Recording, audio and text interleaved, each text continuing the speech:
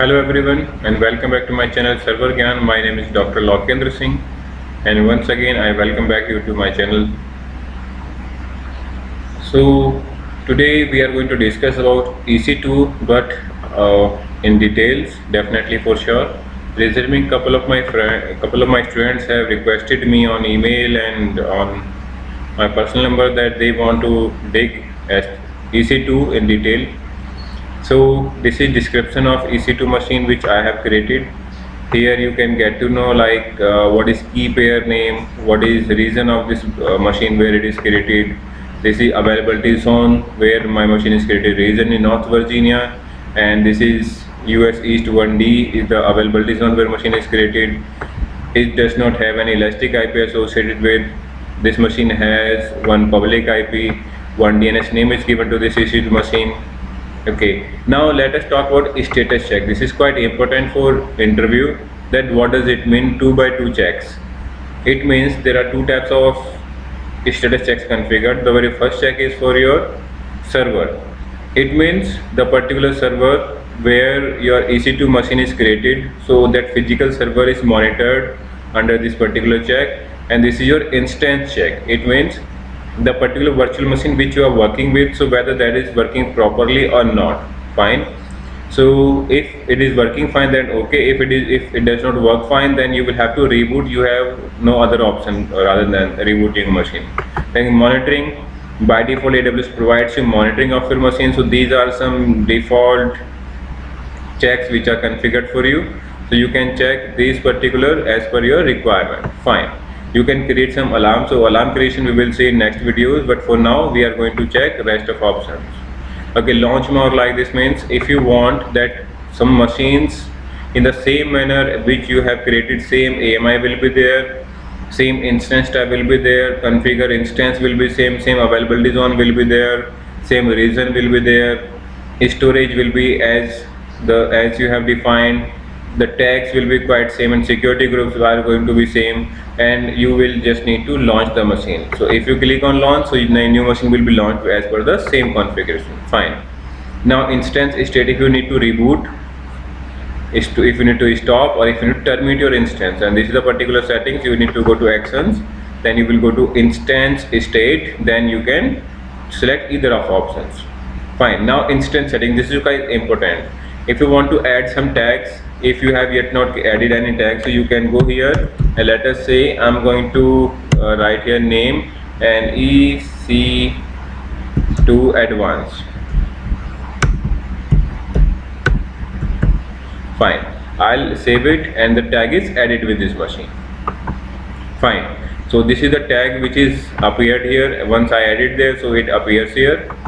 Okay, now what is next? This is attach and replace IAM role. If you have already created any IAM role, so you can attach it with this machine. Fine. So this is just demo role I'm going to associate with. So I have associated with one IAM role with this EC2 machine. IAM means identity and access management. Okay, so this is for IAM association. If you want to revoke, so you can revoke as well. Then change termination protection. It means if you want that your machine should not be terminated automatically, so what will you do is you will go to instance settings, you will go to change termination protection, you will either enable or disable this setting. So doing this, your machine will not be deleted automatically as this is enabled. So if I go and if I select here terminate, so my machine will not be terminated until and unless I remove that particular option. So I'll go here once again, I will disable it, and now I will be able to terminate this instance. Fine. Okay, so next option is change or view user data. So currently I do not have any user data here. User data means if you want to execute some script or you want to run some command, when you launch your instance, you can launch at the time of initiating your instance, at the time of creation of your instance. Fine. So this is known as user data. This comes under advanced section when you launch your EC2 machine. Once you shut down your machine, you will be able to modify this user data. Fine. Then after shutdown behavior, if you want to keep your machine enabled, that your machine will shut down and after that you will be able to reboot it again, then it will be you will have to keep it as stop, or if you want that once you stop your machine, so that should get terminated automatically. Fine, so you can keep it terminate. So whatever you want, you can modify it, and this option is modifiable. It means even after you have created the machine, you will be able to modify the setting. Fine. Now T2 unlimited, this is new feature of AWS. If you want to enable this feature, then you will be able to utilize EC2 machine some features which are additional feature, rather than, let us say you have selected one CPU and 1 GB of RAM, but if there is some advanced load on your machine, so you will be able to utilize extra resources which are yet not allocated in your account physically, but obviously logically you will be able to access, or you will be able to utilize those resources. I'm not going to enable this because this is paid service. Okay, now what next? Okay, get system logs.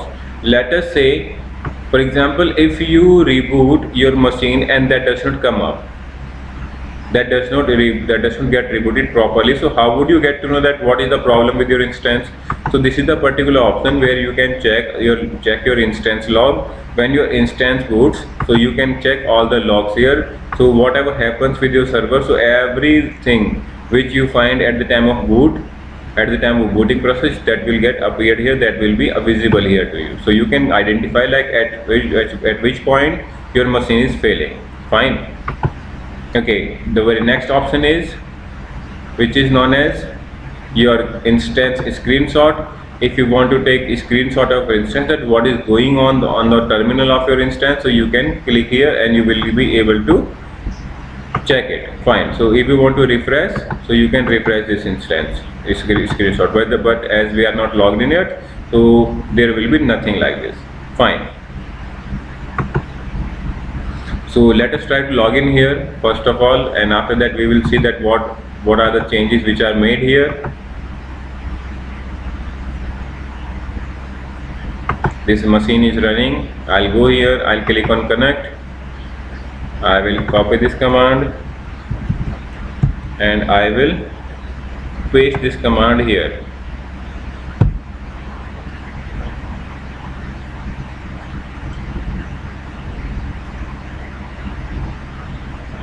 Maybe I have not enabled the port, so I'll have to check that.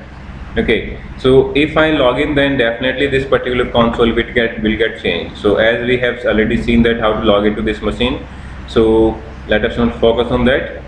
Okay, so this is your screenshot. After that, image. So you can create image of your machine. This is networking. You can change security group. You can attach new interface to this machine.